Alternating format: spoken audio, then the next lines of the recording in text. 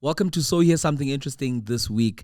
Today we have a very special guest. We have Ntate Herman Mashaba, who is going to give us, I hope, I wish I could have recorded some of the conversations that we had off air, but you'll get a snippet of those on air. We're going to discuss a lot of what's going on in South Africa. We're going to discuss economics. We're going to discuss two major cities, Tshwane in particular, as well as Johannesburg. We're going to discuss Mr. Mashaba's time in public office and what that looked like and what are the actual inner workings of it. I don't know if people have ever asked you of what exactly goes on day to day when you're a mayor of a city, of the number one city, I would say, in Africa. And what are some of those things? So definitely stay tuned for this entire podcast, and we hope that some of your questions will be answered, and I hope I'll be doing you justice. Dr. Mashaba, how are you? Oh, thank you so much, and thank you for the invitation, and truly appreciate it. And as you're aware, I'm Herman Mashaba, 65 years of age, so I'm not a young man.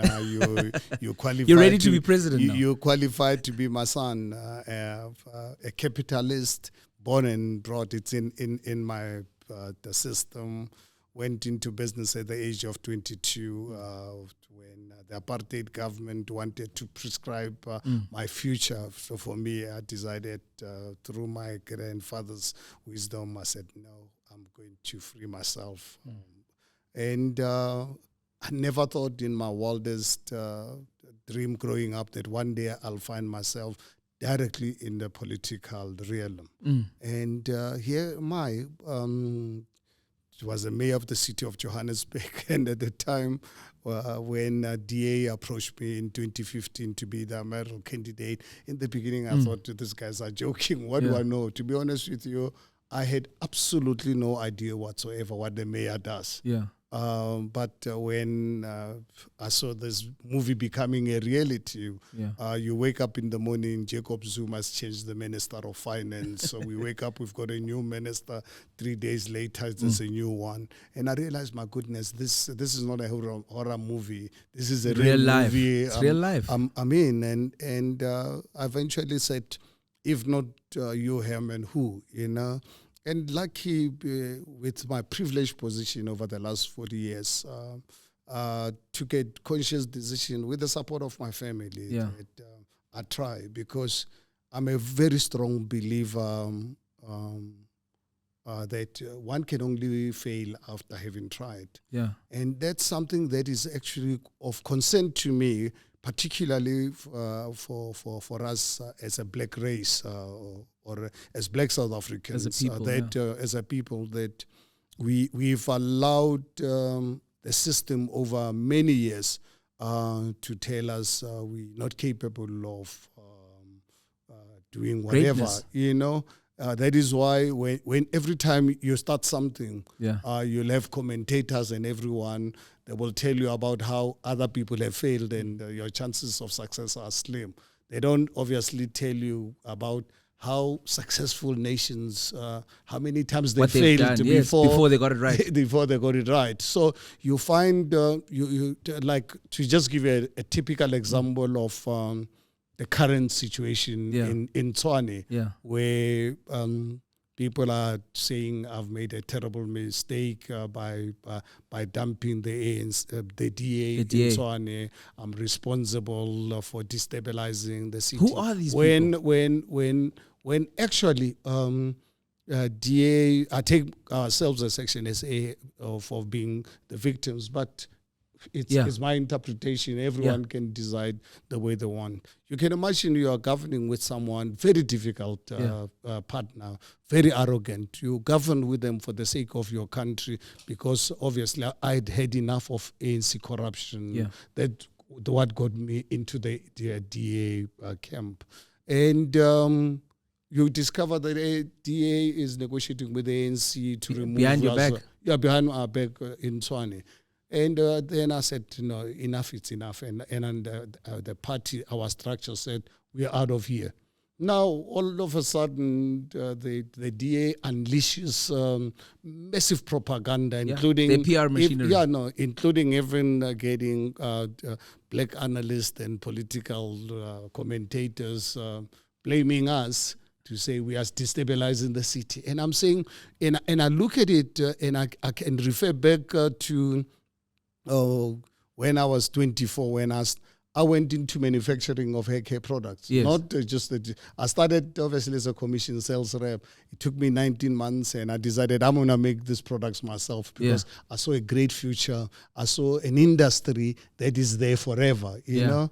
And some of the people said, no, this guy's just taking chances. This is a temporary thing. It's going to fail like all the others we have The failed. naysayers. They were there. And I think I'm committed to ensure that I can succeed, and I hope I do. If I don't, it's just unacceptable. You'd have tried. Yeah, I would have tried to. I want the black youth, the black race, to not fear failure.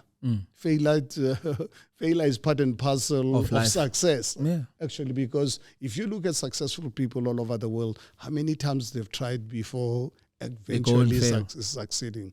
But in our case, we are not allowed to, because every time you want to start a hair care company, they give you examples of all the ones that failed. Every time you go into politics and you want to challenge this, it says, look at Cope, look at Ahang, and so forth. And I'm all saying, the ones that didn't make it.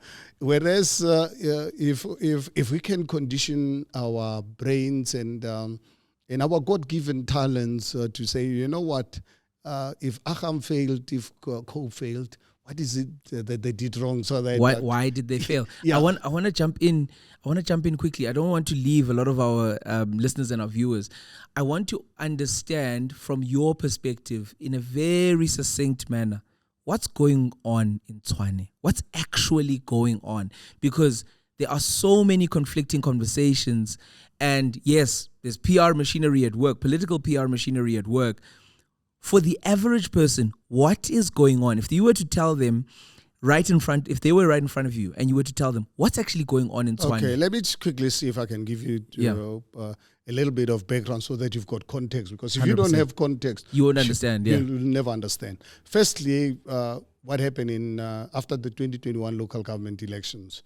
We as ActionSA voted DA into government to avoid having ANC to take power. In Tshwane. We voted them in Tshwane, in Johannesburg and Ekurhuleni. Yes. Without their knowledge, they pulled out of negotiations with us 2 days before the election of the mayor and the speaker. Wow. So then I mobilized other political parties to vote them in so that we don't have the ANC government. Okay. We governed with them. They collapsed Johannesburg under Mpho Phalatse, their own mayor, including actually at the time when they were collapsing this government, we managed to get the PA, Petroleum Alliance, or Gayton Mackenzie, to support us. Gayton wanted more positions because of the abuse of the DA. As a ActionSA, being the second biggest political party in the coalition with the DA, we only had 3 MMC positions. We said to the DA, we'll give a PA 2 of our positions. We'll remain with 1 so that we keep the ANC out so that Mpho Phalatse can continue. So that your coalition could be strong. Yeah, and yes, because then we'll have the numbers to protect the city of Johannesburg from ANC, and we can allow Mpho Phalatse to really be the mayor. Okay. DA accepted on a Wednesday. We're supposed to have a press conference on Friday. Thursday came out saying, no, we're not interested. We don't trust that this jail, whatever, call them the crooks and so forth, insulted them. They didn't want PA. Yeah, they didn't want. They said the PA is a criminal organization. That's why it fell apart. Yeah, and Mpho Phalatse tried. Unfortunately, with the leadership rejected this. That's how Johannesburg fell into the ANC hands. Fortunate enough, in Tshwane, we had the numbers with the DA and other political parties, and they then came out with their moonshot pack, which we eventually converted it into the multi-party charter. After the elections, they decided to walk away from us without even saying goodbye, but that's fine. Okay. What obviously triggered our decision to walk away, because tomorrow, the 26th, if the ANC does not withdraw their motion, they don't support the ANC, we are going to vote for the removal of this DA mayor. Okay. Why? Because DA went behind our back to go and negotiate with the ANC national for our removal in Tshwane. They co-govern with the ANC. So with all this historical context, part of the GNU.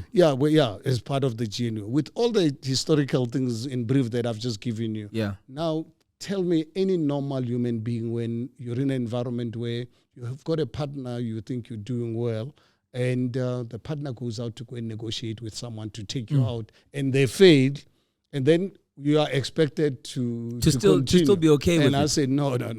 It's not going to happen. We've had enough. In fact, I've used an analogy that my body cannot take this abuse of the DA any longer. Is the city of Tshwane broke?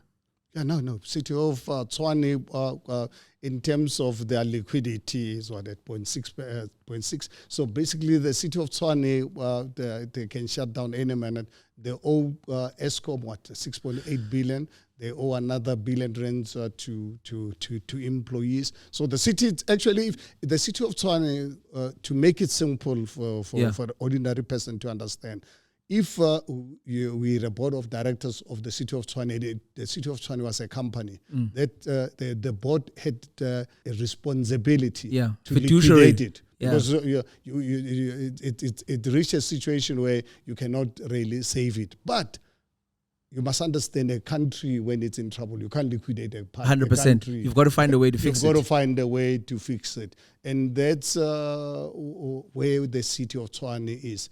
But obviously, our view as ActionSA, we've had enough of this abuse. We can't keep on really looking backwards that someone will step us at the back. So so tomorrow, the 26th of September, if the ANC motion serves in council, we are going to support the motion to remove the Cilliers Brink. And the only thing that can save them, because I think, just to give you the context of the city of Tshwane, the city of Tshwane has got, in terms of the councillors, there's two groups. Yeah. One group led by the ANC, one group led by the DA, of which ActionSA was part of until tomorrow. So, so these two groups, without ActionSA, they can't form a government unless they join together. You are kingmakers. Without us, the DA can't govern. Without us, ANC grouping can't govern. So obviously, because of looking at this dynamic, and obviously being scared of being stepped at the back by the DA, we decided to move out. So by the time the ANC approached us, we said, ANC, we are prepared to talk to you. We are prepared to support your motion, because we've had enough of the DA, and we don't want to leave the city without government. It would be irresponsible of us as a political party to put the city, the capital city of our country, without government. So we know the power lies with us to ensure that we've got government. Unless you, DA and ANC, can find each other, without us, as a ActionSA, we are happy to remain.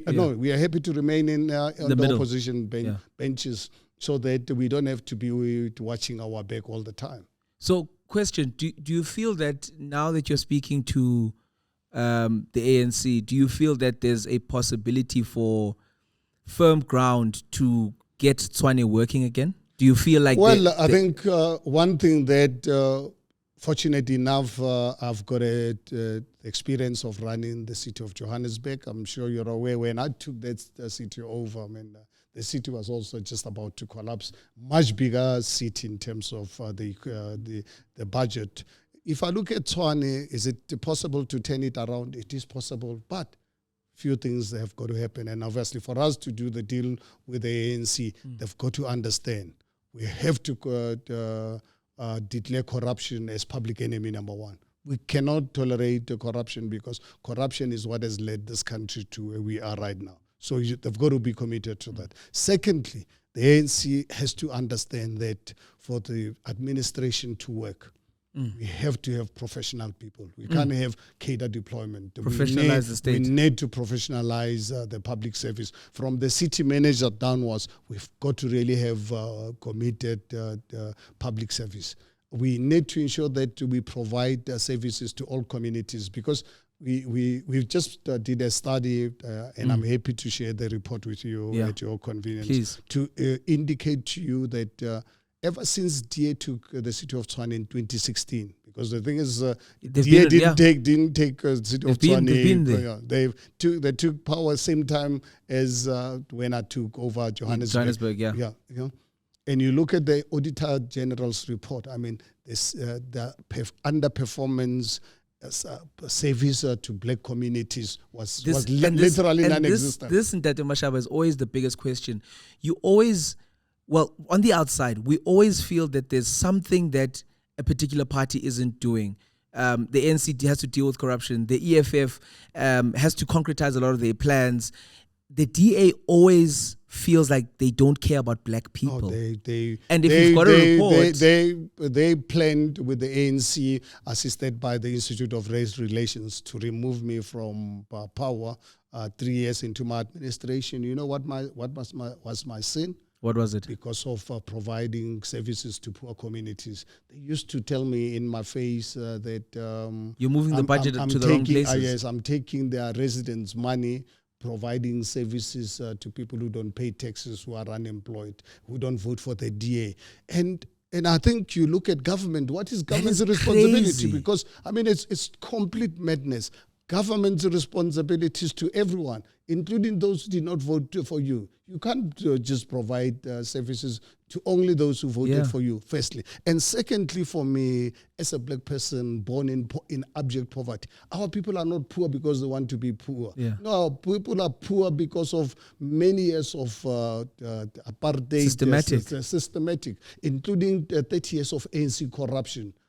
Destroyed millions of potential of black people. So now I'm trying to address this, providing portable toilets to poor communities. DA councillors will not want to come to go and really. How do you expect human beings to live without toilets? When I budgeted, do they live in a bubble? Do they live in a bubble? I don't know. They live in another world. You can imagine. I must actually fight with them to go and electrify Kliptown. Are you aware Kliptown, where they signed the charter? The charter in 1954. Yeah. Kliptown was budgeted and electrified during my tenure as a mayor. Wow. Are you aware the people of Kliptown today are still using the pit toilets and bucket systems?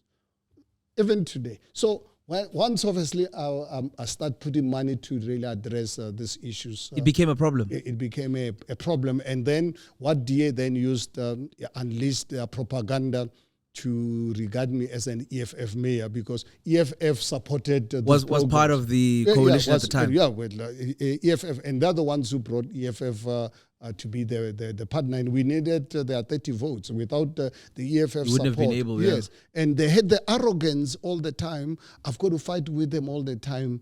Why I was involving EFF when the service delivery things where we open a clinic or we go and give people toilets. I invite ADA councillors, EFF, and other political parties. They did not want to be seen alongside EFF. And I said to you guys, I don't know what world we live in. Tate Mashaba, take me through the first, I would say, 100 days of when you were the mayor of Africa's most industrialized and largest economic city. Take me through those first 100 days. You're coming from the outside, you're coming in, you're starting to learn what an HOD does, what the city manager does. Because I had no idea what a mayor does. So take us through those days. What I did firstly was to commit myself to respect all my coalition partners, because as a DA at the time, we only had 38% of council, 104 of us. To pass budget, you need in the city of Johannesburg 136 councillors. So EFF support was key. Vital. Without it, you could not govern. So what I did, firstly, which was very important, was to ensure that I do a study of the infrastructure backlog, because I realized the city has got massive infrastructure backlog. I've always said, actually, people thought I was joking that at the time it was 22 years of ANC mismanagement and corruption. I said, I don't know if ANC actually ever realized that when you have a building, instead of changing the name, there's maintenance that's involved. When you have a road, that's well and good, you can change the name. But if you're not going to maintain it, it's going to decay. So I needed to really have a grasp of the infrastructure backlog. Discovered the city at the time had 8 billion rands to address infrastructure. And I needed 170 billion rands. Sorry? 170 billion rands. At the time, 170. I needed 170 before the gas billion, leaks. and I released the breakdown of how much we need for electricity, how much we need to build new, roads, bridges, and so forth. That report is there. It's a public document. I released it to say to residents of the city of Johannesburg to say, look, guys, this can be turned around, but one will need time.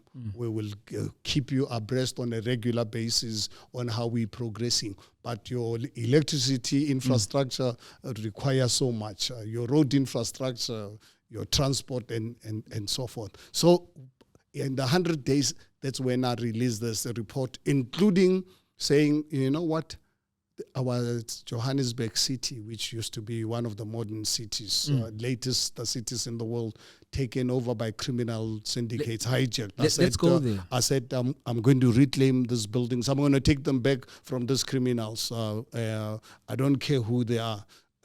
Because as a city, housing is not a mandate of the city. It's a national competency. But I said, you know what? I'm going to address the housing backlog in the city by taking back these hijacked buildings, give them to the private sector. How bad was it? How bad was the hijacked buildings? And, oh my goodness! And where are we now? In the 3 years I was the mayor, at the time we had already identified just over 600 buildings. 600 buildings right here. Just at the time, I can imagine, I'm sure it must be worse. At the time, 600 buildings. Hijacked buildings. That's not 600. 600. So maybe what constitutes a building? Remember, I used to regularly to give you an update. What constitutes a building that has been hijacked? It's a building where someone owned it because of the breakdown of the rule of law. When the ANC took over, I don't know whether they forgot or they didn't know that you need to apply the bylaws. So what happens? People come into your building, you're the owner, they don't pay rental, you are unable to, you rent the building to one or two occupants of that particular building. 6 months later, there's 20 people in that building, they've subdivided. And that's a bylaw issue. Yeah, no. And then obviously you don't have government that apply the bylaws. And then the owner end up actually not being able to really control this chaos. Yeah. And then they just leave it. Yeah. And then on a monthly basis, the city expects them to pay levies. Because then your electricity bill shoots up, water shoots up, because if instead of the building that must accommodate, for an example, 400 people, it's got 4,000 people in it. So you can imagine water consumption, electric. It's higher. And then you as the owner, these people refuse to pay you. And you can't actually evict them. Who does the owners lie with to most of the buildings, the owners just left them because they just couldn't take it any longer. So that's why I saw a huge opportunity where, obviously, firstly, I needed to make sure that before we can take over, expropriate this building, we must find the owner, because they were owing the city a lot of money. So, this whole nonsense of saying expropriation, we need to change the constitution, is just nonsense. The current constitution, section 27, does it allows. I expropriated so many buildings. By the time I left as a mayor, You remember? Yeah. I had already awarded 154 buildings to the private sector. Wow. 154 buildings where the private sector was going to invest 32 billion rands, where they were going to provide 14,000 housing units for students and poor people, where they were going to create, during the construction phase, employment for 22,000 people, and I had committed, it's on record, I had committed that the balance of my tenure as a mayor, I'm going to be releasing a minimum of 100 buildings. 154 were already awarded. I remember the last council meeting before I came across this ANC, Helen Ziller and the DA and the IRR wanting to work with the ANC to remove me as a mayor. The last council meeting, you can check the records, I got council to approve 37 factories around Alexander. Yeah. Because those factories, I don't know if you've been in Wynberg, Alexander area. You look at the factories have been taken over. People have turned them into squatter camps inside. Yes, I had already obviously expropriated those factories. I was going to put them on tender and get the private sector to build the high-rise buildings so that our people can have mass housing all over the world. Unfortunately, I left 2 years ahead of finishing my tenure because I stood no chance against Helen Ziller and the ANC at the time. So now I must ask the question. And we had this off air, and this is so crippling to actually sit with somebody who was inside and had, to our understanding, the power to do a lot of things. But when you actually realize that there were strings being pulled, but be that as it may, the key conversation that I see now around infrastructure is how the Ellis Park precinct has been abandoned. I'm hearing murmurs that they want to leave Ellis Park. And this is a consequence of South Africans, I believe, South Africans ceding ground when there is a confrontation that needs to be had. I don't know how you see it, because we say that Yeoville, Hillbrow, etc., these areas are not inhabitable. Are you aware, if we're not careful as South Africans, these property hijackers are coming into the suburbs? There's some suburbs already where they've already taken over. By Cresta, there's a... By Cresta, I keep forgetting the name. The south of Johannesburg. They're coming here in Morningside and other areas. What happens? There's a network, criminal syndicates. You get someone here in Morningside gets into trouble. They've got contacts in the bank. They buy that property and then obviously turn it into an unacceptable kind of this thing. They make noise, turn it into a shebeen, whatever. Then too many people. What happens? People, decent people, then start selling. Leave the area. They leave the area. More of those get bought. Yeah, because what happens if someone comes to buy your house, they discover next door it's a brothel, it's a whatever. They won't buy. So you'll never get fair value. You can never get a fair value. Sometimes people end up just really leaving their properties. And I can tell you, in another 10 years or so, if we allow this evil to continue, I can tell you we will lose the entire country. What could we immediately change if we enforced bylaws in our cities, just generally in South Africa? I travel quite a lot. I see the same problems and issues in our tier 1, tier 2 cities, our tier 1 towns and tier 2 towns. We've got an issue of not enforcing bylaws in this country. What do you think is the reason for that, one? And two, how quickly could we fix a lot of the cosmetic issues like rubbish not being picked up, etc., those type of things, by just enforcing bylaws? Look, it's not just really simple enforcement of bylaws. Our entire criminal justice system is captured. The NPA, forget about getting support from the NPA at the moment. The cases, when I was the mayor, 34 billion rands of fraud and corruption cases, which are reported to our law enforcement agencies. I'm not aware of anyone being prosecuted. Any conclusions? There's only one case actually. It's been running since 2017, 2018, where I discovered in El Dorado Park, doing my first budget at the time. My MMC of infrastructure one day request to urgently come and see me. And he says, hey, the mayor, we've just discovered something as part of our budgeting exercise, that in our books, there's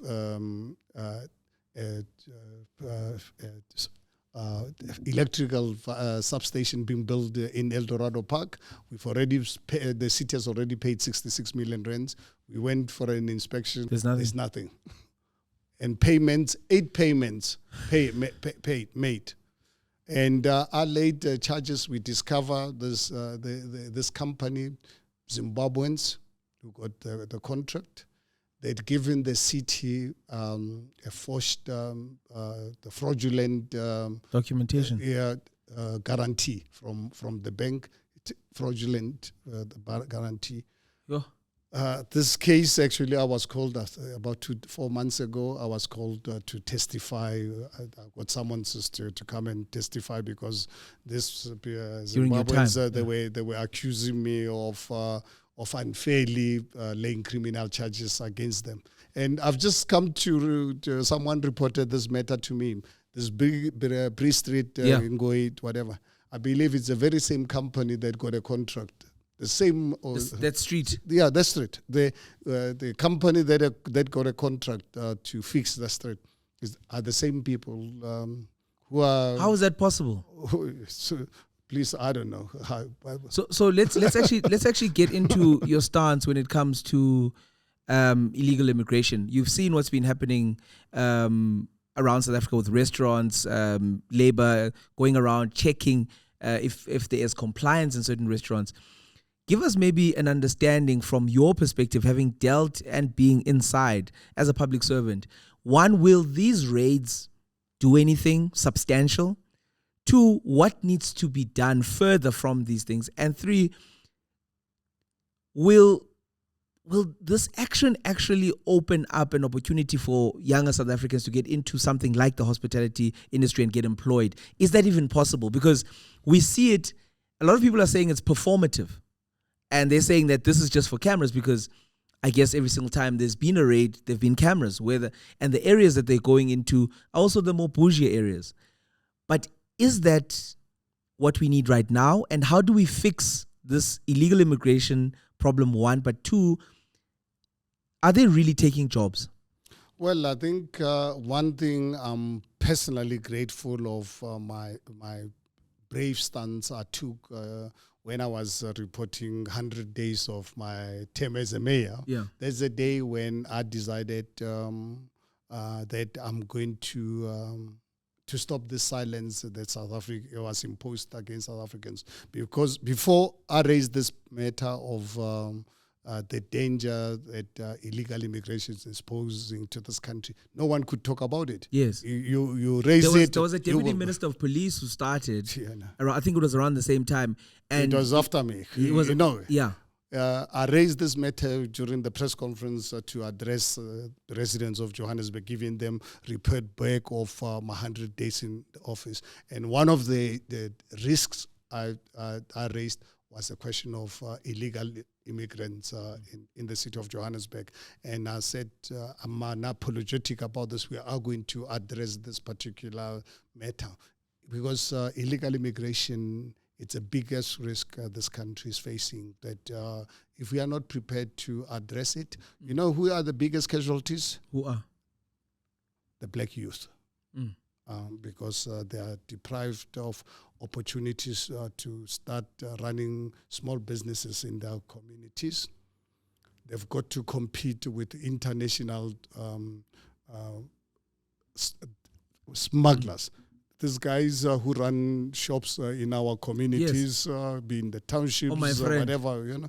Oh, my friend, they bring in billions of expired goods in fake goods into this country, and obviously they bribe the politicians, so they don't pay taxes on this. So the only way for you to open a shop in your community, you've got to join that internet this crime syndicates. Otherwise, you stand no chance. In fact, these people have become so brazen that they've actually taken certain areas in our communities, be in Amanskral, be in Soweto, where in fact you as a South African, you'll never be allowed to operate. Otherwise, you try and operate. They go to an extent of actually killing our own people who insist of operating businesses. Is the Constitution stopping us from effectively dealing with illegal immigration? No, I think it's a political will that is missing. So then I want to then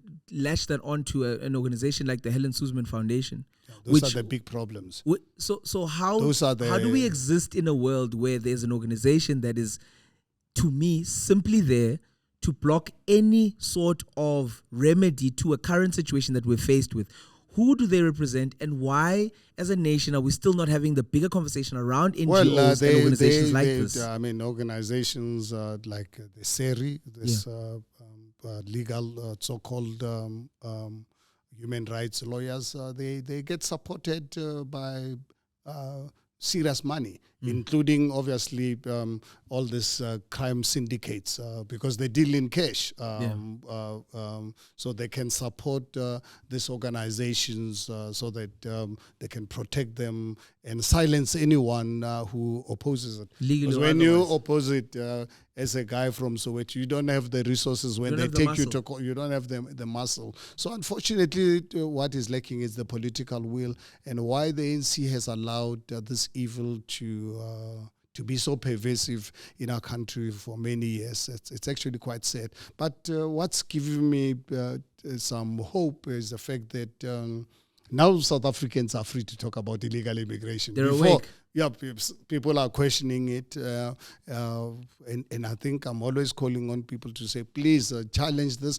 As long as you do it, don't take the law into your own hands. And I think there's a clear distinction between illegal immigration and proper and documented immigrants. Oh, yeah, no.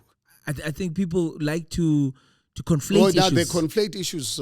This country was built at the back of migrants. There's no doubt about this. And the only way we can grow this economy is to invite people of the world to come to this country. But we want them to come here legally, and when they are in South Africa, to respect our laws. But people coming here bring drugs, bring counterfeits, expired goods that go to an extent of killing our people. Human trafficking. Are you aware South Africa is at the epicenter of human trafficking?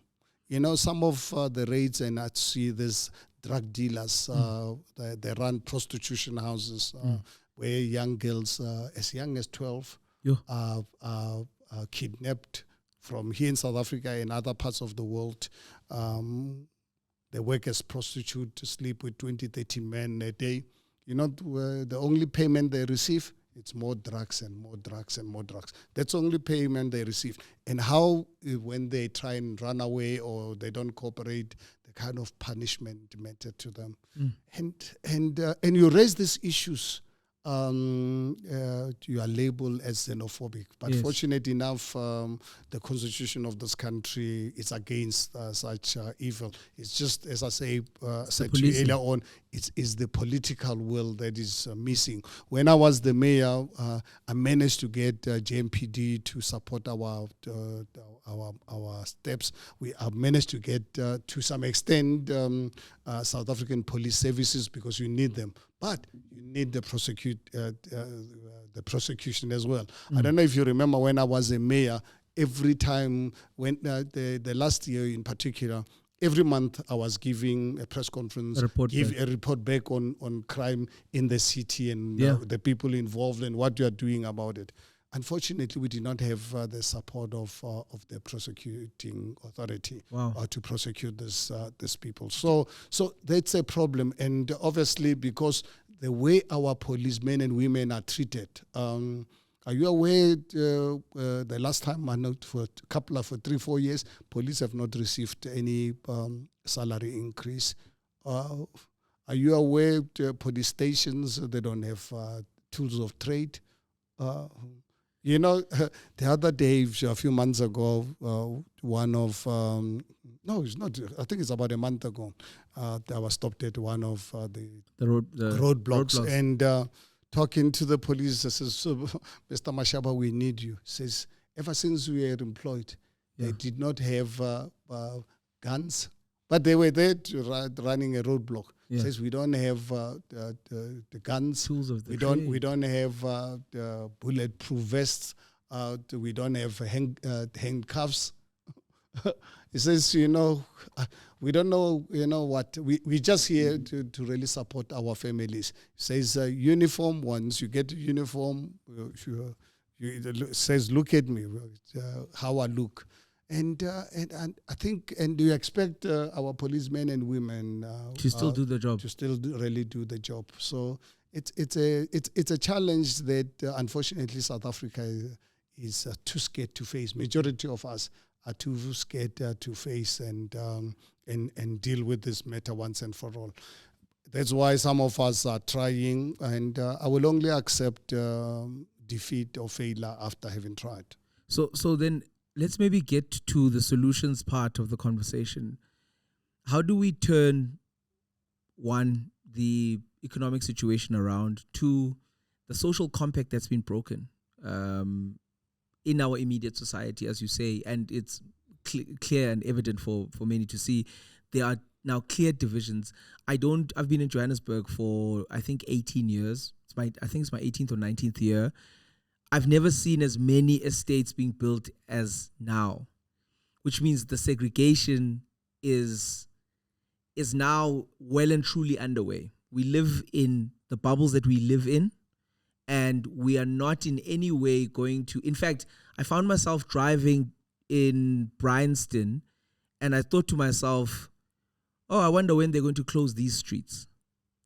I wonder when they're going to then suddenly say, no, after 6 o'clock, you can't. We're closing this street, and you'll see yourself. You go around, etc. And I then stopped myself, and I thought, this is I'm thinking like them.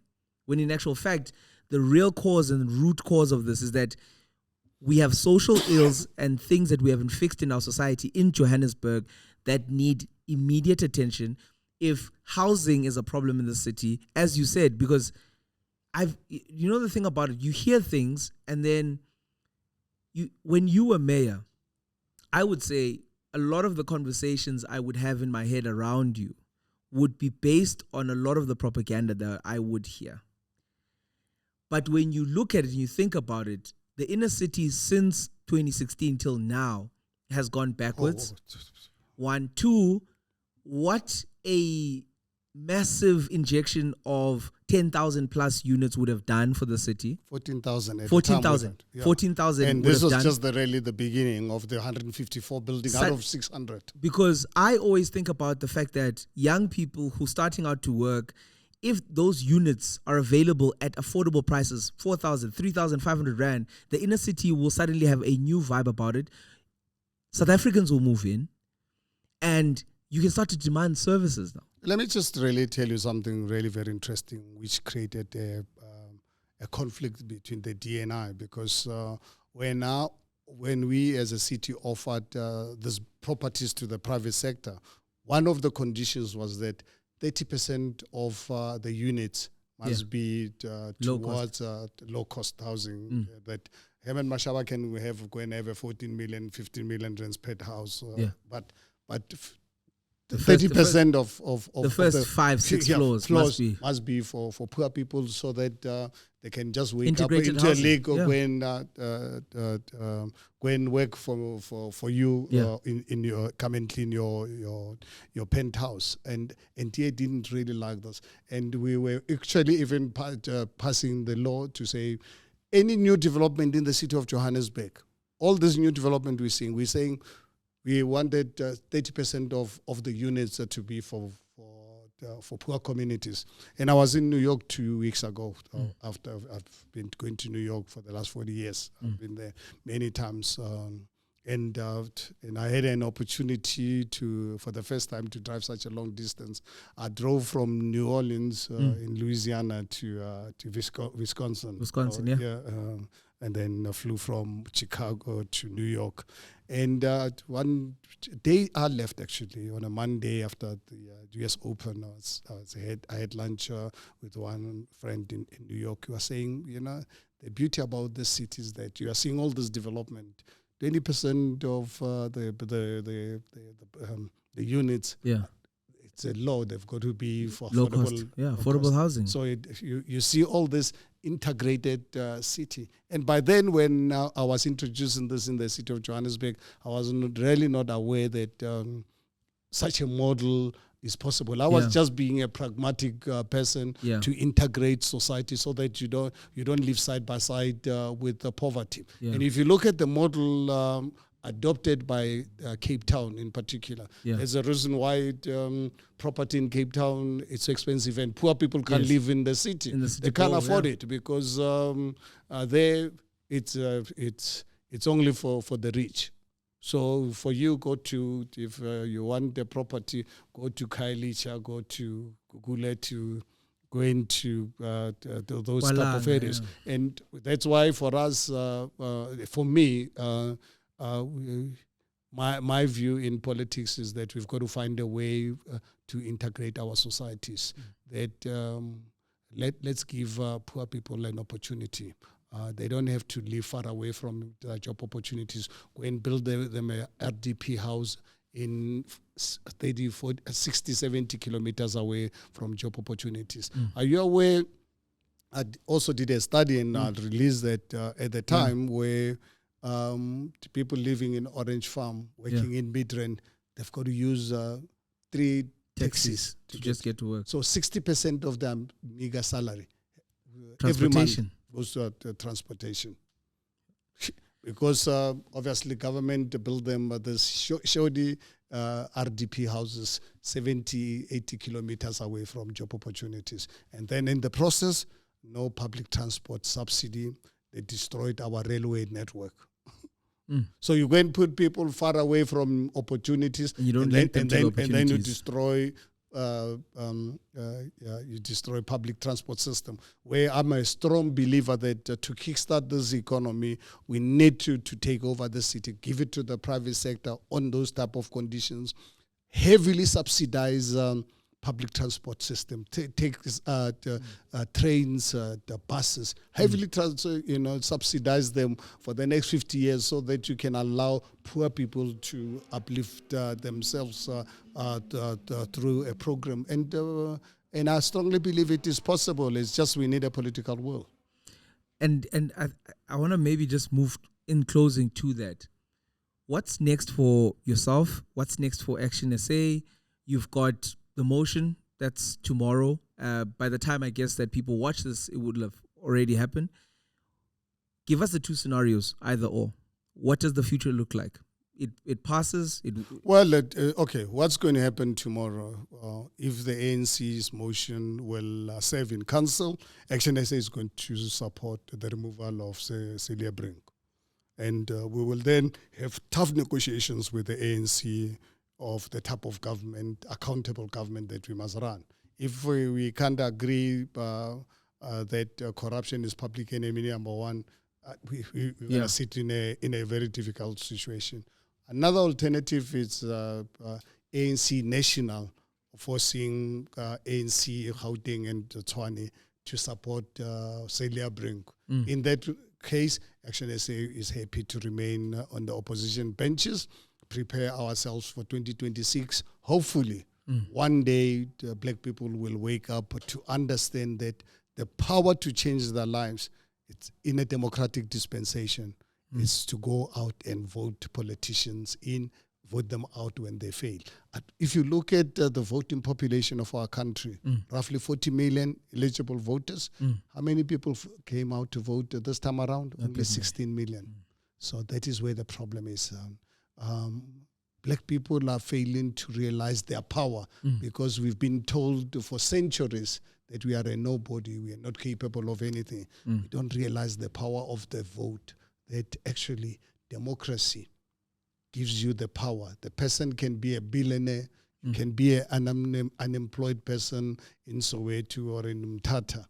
The day when you go and vote, your vote carries the same weight of a billionaire. They can use the billions to manipulate. But at the end of the day, when you go into that box on your own, you decide who must govern you. And in the event that they fail you, the next time you vote them out. And the beauty of our constitutional democracy, every 2.5 years, you can actually change the political direction of the country. Yeah. But unfortunately, the ANC has made it actually the agenda to ensure that black people don't actually see the value of their votes. You'll find a young person with a degree, because he's not worked for the last 5 years, ever since getting the degree. You say, please register to vote and go and vote. And he says, no, why should I vote? I'm talking about someone with a degree that do not really see the power in themselves.